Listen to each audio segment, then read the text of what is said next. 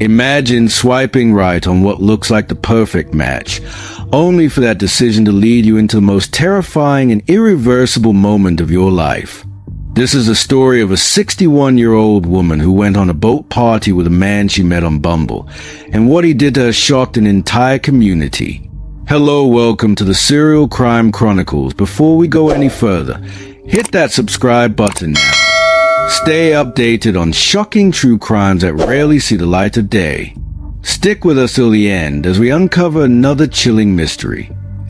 In this true crime series, we're taking you inside a case that blends modern dating dangers with old-fashioned manipulation. You'll see how charm turned into control, how red flags were ignored, and how an innocent evening on the water spiraled into tragedy. Our story begins in Clearwater, Florida, a coastal city known for its beautiful beaches, bustling marina, and a vibrant boating culture. It was the summer of 2022, a season when retirees and tourists alike flocked to the Gulf Coast. The woman at the center of this story is Margaret Hill, a 61-year-old retiree. Margaret wasn't wealthy, but she had built a comfortable life after working decades as a school administrator. With her children grown and living in different states, she often felt lonely. Encouraged by friends, she downloaded Bumble, the dating app where women make the first move. That's where she met David Crawford, a 49-year-old man who described himself as a self-made entrepreneur with a love for sailing and travel. His profile photos showed him standing next to luxury cars, dining at upscale restaurants, and, most importantly, on boats. To Margaret, who had never been part of that world, David seemed exciting and adventurous. They started messaging, and soon, phone calls stretched late into the night. Margaret told friends she hadn't felt this kind of connection in years. David invited her to a boat party he was hosting with friends. It sounded glamorous. Sunset, champagne, music drifting across the water. But there was hesitation.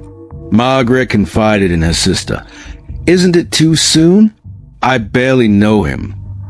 Her sister urged caution, but Margaret, perhaps tired of always playing it safe, decided to take the risk.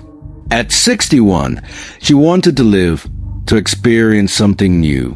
She put on a summer dress, applied her favorite lipstick, and told herself she deserved this chance.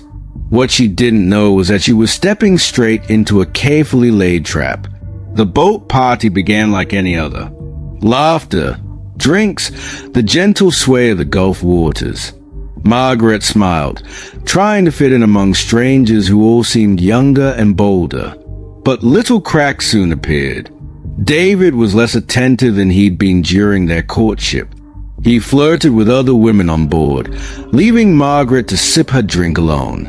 She brushed it off, telling herself not to be jealous. Then came the cocktails. Witnesses later recalled that Margaret had 2 drinks, both poured by David himself. After that, her demeanor changed. She grew unsteady, confused. Some assumed she wasn't used to alcohol. Others thought she was simply tired. As the night wore on, David was seen leading her away from the laughter of the main deck to the shadowy lower quarters of the boat. That was the last time anyone saw her conscious. By the time the boat returned to the marina after midnight, Margaret was gone. David told curious guests that she had left early, but her car still sat in the parking lot, untouched. Her handbag and phone were found on board. Something was terribly wrong. When 61-year-old Margaret vanished after the boat party, suspicion immediately turned to the man she trusted most, her Bumble date, David. But proving what happened to her would take a relentless investigation filled with shocking discoveries. To keep up with this series and even more interesting true crime stories that never came to light until now, hit the red subscribe button. Now back to the story.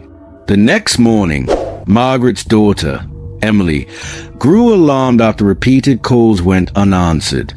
Within hours, she filed a missing persons report. Clearwater police responded quickly, understanding the urgency of a case involving a vulnerable woman. Detectives interviewed every guest from the boat. Their statements painted a troubling picture. Margaret was last seen with David. She appeared unusually intoxicated, and she never returned to shore. Authorities launched a water search using sonar and dive teams, scouring the Gulf near where the boat had anchored. For days, nothing turned up. Meanwhile, detectives dug into David's background. What they uncovered was disturbing. David was no entrepreneur. He had a long history of financial fraud, restraining orders from ex-girlfriends, and prior arrests for assault. He had reinvented himself online, using flashy photos and exaggerated stories to lure women. Still, without a body, the case was shaky. David insisted Margaret simply wandered off after an argument. He portrayed himself as heartbroken, even volunteering for interviews. But detectives weren't buying it. Forensic testing revealed sedatives in the remnants of Margaret's unfinished cocktail, powerful drugs often used in assaults. Surveillance footage from the marina contradicted David's claim that Margaret left early. Then came the break investigators had been waiting for. A fisherman discovered human remains tangled in nets near the Clearwater Pass. Dental records confirmed it was Margaret. The autopsy revealed blunt force trauma to her head and high levels of sedatives in her system. This was no accident. Margaret hadn't fallen overboard. She had been incapacitated and violently assaulted before ending up in the water. With this evidence, police arrested David Crawford on charges of second-degree murder, manslaughter, and administering a controlled substance. But the shocking part? David maintained his innocence, claiming Margaret's death was a tragic accident. David was arrested, but could prosecutors prove beyond a reasonable doubt that he murdered Margaret? The courtroom battle revealed chilling details and left lingering questions about online dating and trust. The prosecution argued that David deliberately drugged Margaret to exploit her, but when things went wrong, he killed her to cover it up. They presented his criminal record, the sedatives, and witness testimony. The defense painted a different picture, that Margaret had been drinking, slipped, and tragically drowned. They portrayed David as a flawed man, yes, but not a killer. The most heartbreaking moment came when Emily, Margaret's daughter, took the stand. Through tears, she described her mother's excitement about meeting David, her hopes for a new chapter in life. She just wanted love, Emily said, and instead, she got him. The jury deliberated for 2 days. In the end, David was convicted of second-degree murder and drugging with intent to commit a felony. He was sentenced to life in prison without parole. Even with a conviction, unanswered questions remained. How many other women had David lured before Margaret? Could she have been saved if someone had spoken up when they saw her stumbling on the boat? Margaret's story stands as a chilling reminder of the hidden dangers behind a polished dating profile. To her family, justice was served, but the wound will never fully heal. And to all of us, it leaves a haunting question. How well do we really know the people we meet online? What do you think?